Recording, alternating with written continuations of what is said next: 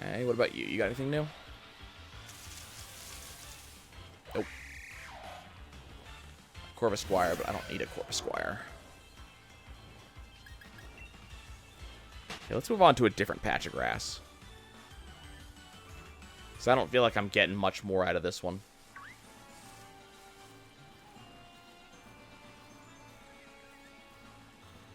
What did I just hear over here? Was that just the... Must just be the scorpions. You shouldn't be on the internet? Why not? What's wrong with being on the internet?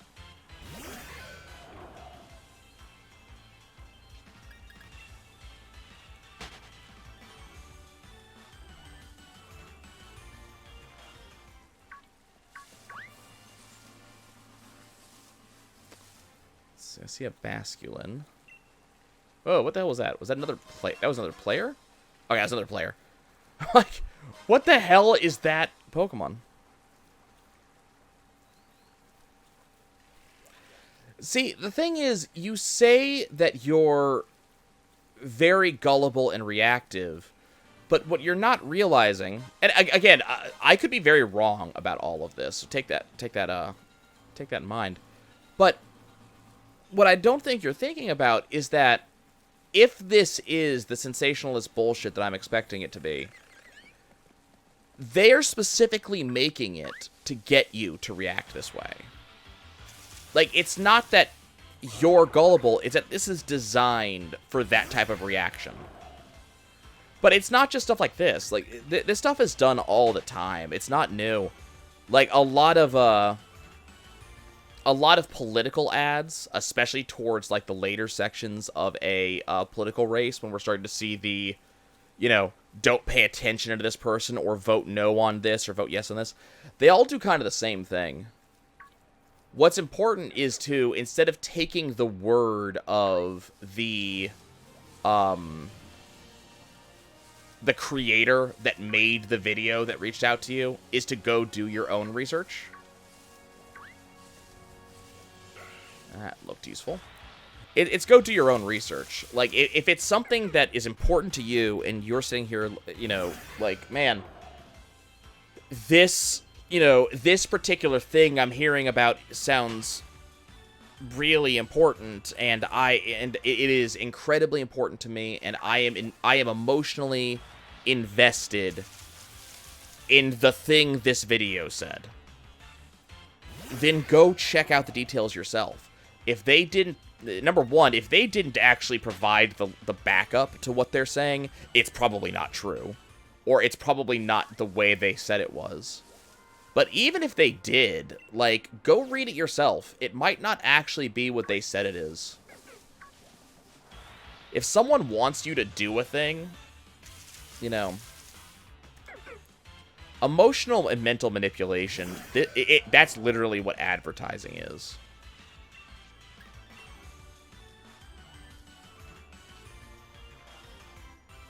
I mean, some political ads tell the truth. But, you know, you have to kind of be aware that political ads are there. Ads in general. Like, this is just advertisement in general. It's not just political ads. But advertisements, as a general rule, are there to get you to do a thing. They're looking for a result out of you. If it's, you know, if it's advertising a product, they're trying to get you to buy the product. If it's advertising a, you know, political candidate, it's trying to get that candidate either voted in or not voted in, depending on what type of ad you're looking at. If it's a ad for a proposition, it's getting you to vote yes or no. You know, every ad that you see is there for a reason. And typically, now, there are exceptions to this, but typically, and this includes me, anybody who tries to educate you or, you know, talk to you about a topic from a position of, you know, learning or something like that, is also specifically trying to get something out of you and get a response out of you. Generally self-serving. But it may be they just want you to know more. You know, they might, you know, this is your teachers, your professors. They want you to know more. They want you to understand more.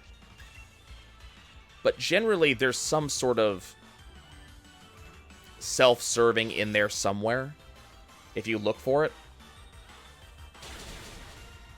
It's not often that people seek and take time out of their own schedules or day to, you know, better you without bettering themselves.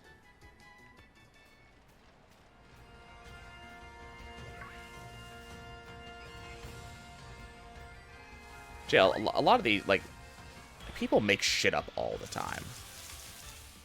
And it's just a matter of going to figure out, okay, you know, out of all of the information I received today, is there even a grain of truth in it?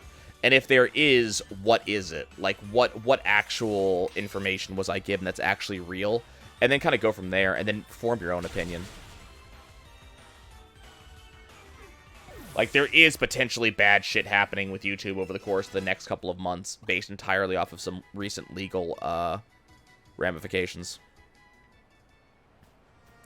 How could you have fallen for that? Well, how easily could you have fallen for that movement? I don't know. Are you... Again, this shit is made specifically to cause you to react. The thing that makes you better than, let's say, an anti-vaxxer is that when someone else countered it and said, no, that's not true, you started thinking rationally. Like, you... sorry, rationally is not the word I want to use. You started thinking critically. You listened when someone else said, no, that's not the way it is. You know, you went in with a little bit more skepticism, and then when someone started showing you evidence contrary to the point of view, you started thinking critically. And that's what makes you different. The general problem with the anti-vax movement is that they do not... well, in the face of contrary evidence, they do not think critically. I'm trying to be as objective as I can with these statements, because it's less to do with the people themselves and more to do with the beliefs in question and their reaction to it. But they are not thinking critically. They're not questioning their own beliefs.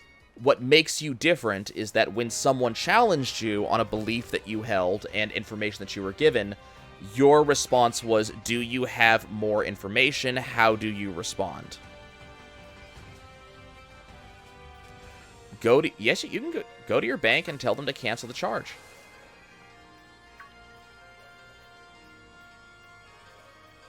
They might not actually allow you to do it. It's possible that it is, you know, there. But if you let them know, hey, I have received information that leads me to believe that this was done, you know, I don't want to say scam, because I don't want to level that accusation here, but I don't know of any reason why a petition should take money from you. That sounds like a scam. So if you say, hey, I have reason to believe that this person asked me to supply money for something that isn't real, your bank may help you fight that charge.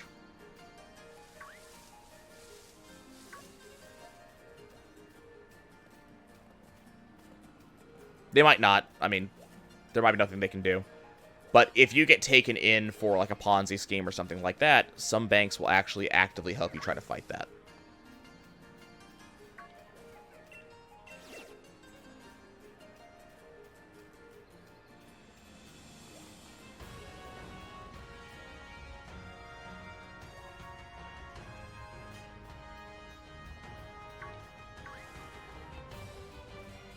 What else we got out here? I'm avoiding these patches of grass right here because they don't,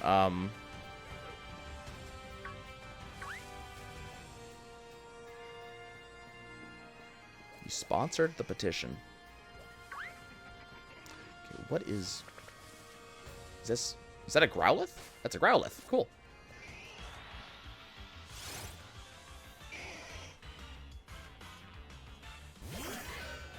I mean, it may be, like, so here's the thing.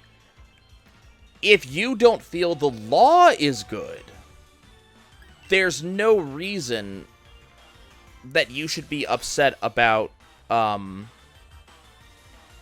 supporting the petition. But that's, so there may still be some good out of this. If you believe that this COPPA law is not a good law and is going to cause more harm than good, then great. But if you feel that someone manipulated you to get you to give them money for something that is not legitimate, then there might be a problem. So I would maybe go look at that, and then maybe call up your bank and say, hey, yes, someone asked me to donate a certain amount of money, for a cause that I think is not legitimate. They may help you cancel the charge or fight the charge. I wouldn't do this just kind of randomly. I would, be very carefully sure this is what you want to do. But, I would go look into that, maybe. I don't know how actually legitimate, the petition is. The petition might be legit. I didn't actually go read the petition, because I was looking for the facts behind it. But the gist of it, because I read, that's about right. I read a very quick bit as I was looking for supporting facts for the statements therein, and the petition and the video that was attached to the petition seemed to be saying that this law is not good for child media in general and is potentially going to harm more than it will help. So it's got nothing to do with like YouTube. It's for the law that backs this up, and they would like to change that law. And that's what the petition seems to be for. And that may be a legitimate thing.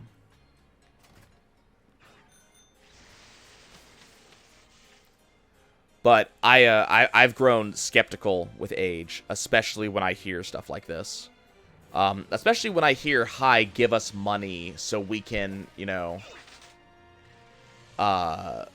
so we can signal boost our petition."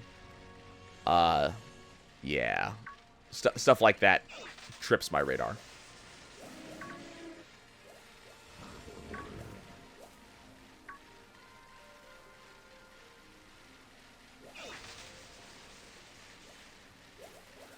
But yeah, like, best thing I can tell you is if you're, if you're sitting here concerned that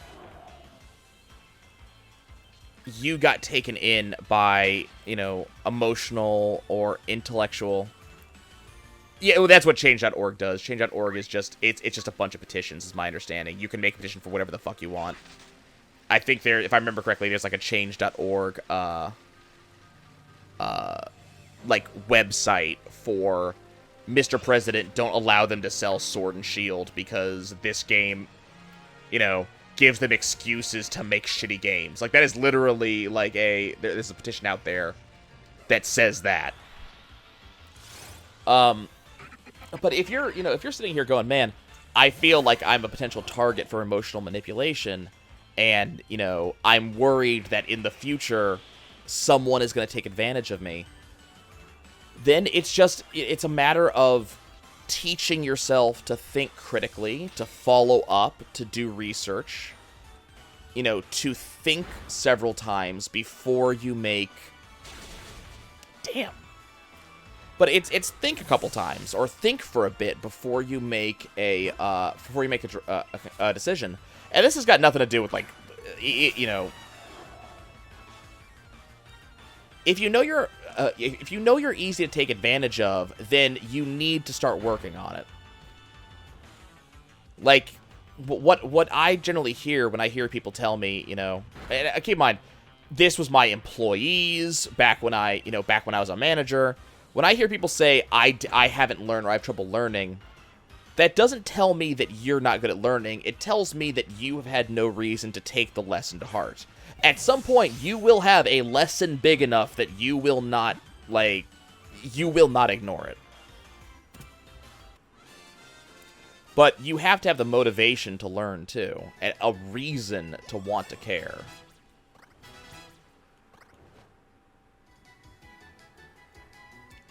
So, you know. So a number of years ago, right? Came down to New Orleans with my best friend. We were in the French Quarter. And the French Quarter has a number of con artists. In addition to... I should be reading these Pokedex entries. But the French Quarter has a number of con artists. In addition to... you know, there's also actual artists down there that are very talented. There's a bunch of street performers, but there are con artists. So, we were on our way back to the car. Hippopotamus' data. It moves through the sand with its mouth open, swallowing sand along with its prey. It gets rid of the sand by spouting it from its nose. We were moving back to the car in the parking lot, and a guy approaches us. And I was a little bit on guard, because it was starting to get dark, and this guy was kind of very pointedly moving in our direction. So I knew something was about to happen. I wasn't sure what. And keep in mind, we were in public. There were people around. So I wasn't really worried we were going to get mugged or attacked necessarily, though keep in mind that does happen down there. So that was one of the things I was a little bit concerned about. So the guy comes up, and he started asking questions like, hey, are you guys tourists? And I said no, because I wasn't. I live in New Orleans, and I know the area. But my best friend is like, well, yeah, I'm just visiting. And the guy goes, hey, man, I have a magic trick I want to perform for you. And I'm immediately like, fuck, this guy's about to do some sort of thing, and I don't know what it is. You know, how are we going to lose money on this? And the guy points at my best friend, and he says, okay, I think I know where you got your shoes from. And my friend, and I kind of had an idea of where this was going. Because I think I've seen this con at least once since this happened, but I can't remember if I actually knew this con back then, because it's been like 9 years. But he's like, I bet I can name exactly where you got your shoes from, down to the store. And you know, my friend was amused by this claim. He's like, okay, where do you think I got my shoes from? And the con goes, you got those in New Orleans, in the Riverfront Marketplace, from the Nike store right down the road. And my friend laughs and goes, man, you could not be more wrong. I bought these in Colorado and, you know, such a place. And the con goes, you know what? You're right. Look, I got it wrong. That's my bad. And said, you know, the terms were, if I won, you gave me $5. And if you won, I give you a shoe shine. So let me give you a shoe shine. So, now here's the thing. My friend is wearing, like... they're like... I don't want to say skater shoes, but they're just kind of like... They're rubber and canvas shoes, you know? Like, you can't shine this shit. And his were... I wish these guys would stop using double edge. It's kind of annoying. But you can't shine these shoes, right? It's rubber and it's canvas. They don't shine. But this guy gets you know, takes a knee and, you know, pulls out a cloth and starts, you know, polishing my friend's shoes. There's no result, by the way. You know, hard to polish, you know, galvanized rubber. And he's like, hey, man, there you go. I gave you a good New Orleans shoe shine. Normally, I would charge, you like $10 for this type of service. But, you know, I like you, and, you know, you won the bet, so, you know, not charge you at all. And some other dude wanders up, and he's like, man, you know, shoe shines like that, you should at least give someone a tip or something like that. My friend goes, you know what? You're right. My friend pulls out $10 and hands it to the man. The man walks off. The other man walks off too. We go to the car. And I tell my friend, you realize that you just got conned, right? He's like, what do you mean? I said, those two obviously know each other. He just bet you that for $5 he'd guess where your shoes came from. He was wrong, and you still gave him $10. You got conned. And my friend was convinced that, no, he, of his own volition, gave up that $10. But he got conned. He was manipulated into giving up that money, and the second guy was obviously part of it.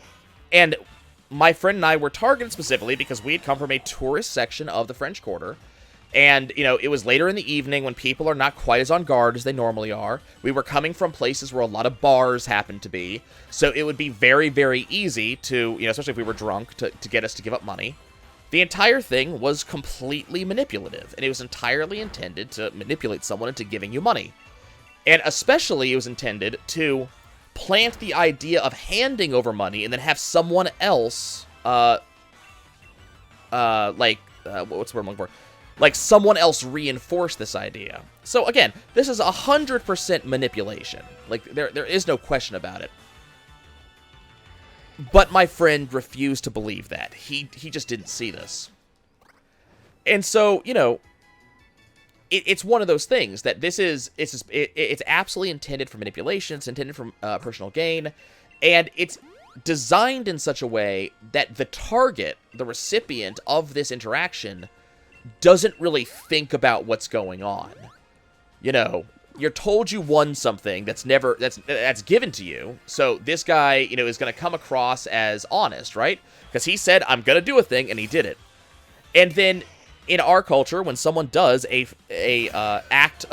physical action directly, that's, you know, something like that, like a service, we're known to tip. This probably wouldn't have worked on, you know, English or German or, you know, like Swedish tourists, for the most part, because their cultures are not cultures of tipping. But it works on us. And again, it was meant to be 100% manipulative. It was meant 100% to fuck with my friend and make him not think about it. So he got completely taken advantage of. He still to this day does not believe it happened, like that's how it happened. But it, you know, that's really what it is. But the problem is, it's $10, just $10, and this was a trip that we'd already spent money on. You know, just the gas, just the parking in this area was $5. So, you know, $10 is not something you really focus on, and it's not a lesson you're going to take to heart. If he got conned out of $100, I guarantee you, my friend would have been paying a lot more attention to what was going on. But this con knew what he was doing, and he knows that $10 is easy to con someone out of. Now, I say con, but I could name something like a membership at a store you don't often go to. Okay, give you an example, because this happened to me recently. I went to Petco recently to buy treats for Little Rose a couple of weeks back. So I don't usually go to Petco. Usually I go to PetSmart, just because I've been shopping there for a long time and they have the products I'm looking for. But PetSmart's a lot further away from my new house than Petco, and I was just looking for some treats I could give my dog. So I just kind of wandered into Petco and started looking around. And their, you know, person... And I knew what I was looking for. Like, I knew exactly the product I was looking for. The employee asked me what I was looking for. I described the product, and he made it clear, I'm sorry, we don't carry that product any longer. Which kind of sucks, because, you know, they don't carry the one I want, so I can't get what I'm looking for. So what I did is I asked him, you know, what is a good recommendation? So he recommended something else. But then he said, look, you know, what food does your dog eat? And I knew where this was going. You know, I knew he was going to try to recommend me a dog food that's different than what I would currently give her, and probably a dog food that Petco makes. It's either a house brand or something that they get more money out of. So I knew what he was doing. So I said, look, you know, I feed her this brand. Why do you feed her that brand? Well, truth be told, when I adopted this dog did not eat much. It was a concern when I adopted the dog that she would not eat. And we found that this particular dog food brand is something she would very readily eat. So because of that, that's the food I give her. And so this employee was like, you know what? That's a fine reason to use that food. But how about this? We have this food instead, which is, you know, high quality, is not filled with grains, so it's actual, like, you know, protein, meat protein, and we'll give you a free bag. And, you know, if she doesn't like it, no big deal. But, we'll give you a free bag for you to try. And it's like, okay, you know what? If you're going to give me a small free bag of dog food, I will attempt it. If it works out, great, I'll buy it from you in the future. And if it doesn't work out, you know, oh well, right? No loss. So, I bought the things that I wanted, and I went up. Well, he rung me up for it. And they had a line, right? So I didn't want to hold up the line, so I did not spend a lot of time really looking at my, I didn't spend a lot of time looking at the receipt and the little screen that would normally show, my transaction did not show me what I was being rung up for. So I didn't really think about it, and I was just trying to get out the door. And, you know, I made a purchase and I left, especially because my dog was making indications she had to go to the bathroom, so I didn't want to stay and, you know, and have her make a mess inside the building. So we left, and it wasn't until later on that day that I went, wait a second. I went in and bought 2 sets of treats for my dog, and one was $18, and one was $10. Why did I spend $40? And it wasn't until I looked back and found out that the bag of dog food wasn't free. It was $10. It was marked down from $20. And so the bag of dog... I can't remember exactly how the math worked out, but it was like... The dog food would normally be $20. It was marked down by $10. And there was like $5 marked off of something else. So at the end of the day, I spent $10 more than I intended to because I was told this would be free. And chances are, it may have been free, but I didn't qualify for the deal that would have made it free. Like, I had to spend $10 more to make the dog food free. I didn't pay attention. So here's the thing. I wouldn't necessarily call that interaction a scam. Because... chances are, at the time that the guy made the recommendation, I may have been looking at a series of products that would have made the dog food free. So he probably didn't lie to me, but I probably made a different decision and I no longer qualified for the deal in question. But at the end of the day, I did still spend more money than I intended to because some guy gave me information that I did not follow up on. You know, I made the mistake of not bothering to look at my total and question my total before I paid because I had other things to do. There was a line behind me. I didn't want to make people wait. There's a lot of reasons why I made the mistake that I made. But at the end of the day, I made a mistake and I spent more money than I was supposed to. Hey, a ditto. Cool. But it's $10. So the thing is, a $10 overcharge is not something you're thinking about.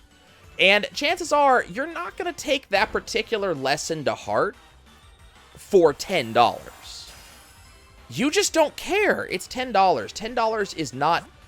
it's not worth the time, right? If you're paid, you know, $17 an hour, or whatever your, you know, whatever, let's say $38,000 a year, I think that's the medium wage people have.